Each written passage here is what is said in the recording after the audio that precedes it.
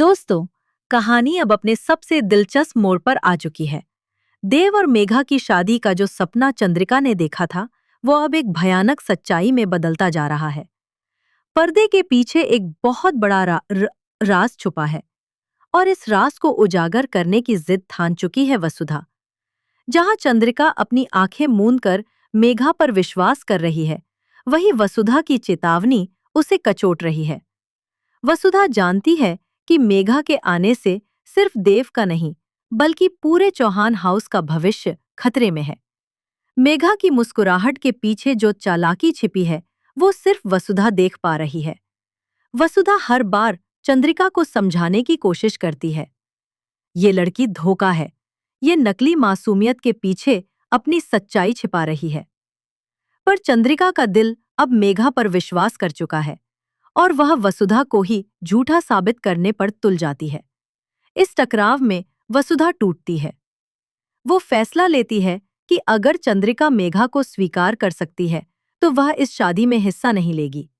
देव, जो अब तक सब कुछ चुपचाप देख रहा था, अब वसुधा के प्रति अपने बदलते जज्बातों को महसूस करता है।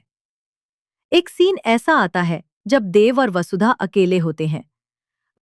वसुधा अपनी भावनाओं को रोक नहीं पाती।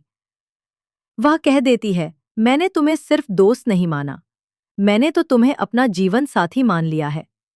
देव भी हैरान होता है, लेकिन उसी पल उसे भी समझ आता है कि उसकी दिल की सच्ची खुशी वसुधा के साथ ही है। मगर चंद्रिका की बात टालना आसान नहीं। देव अपनी माँ का दिल नहीं दुखाना चाहता और इसी कश्मकश में वह मेघा से शादी करने का फैसला कर लेता है। लेकिन वसुधा अब चुप नहीं रहने वाली। उसके हाथ लगते हैं सबूत, ऐसे सबूत जो मेघा की सारी साजिश को उजागर कर देते हैं। वह जानती है कि मेघा दरअसल करिश्मा की बहन है, वही करिश्मा जिसने पहले चौहान परिवार को धोखा दिया था। अब वसुधा सीधा सबूत लेकर चंद्रिका के सामने पहुंचती है।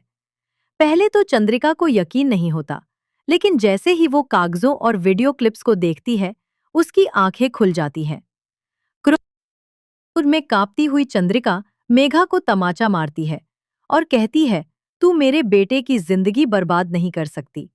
वहीं मेघा भी पीछे हटने को तैयार नहीं। वो जोर से चिल्ला उठती है,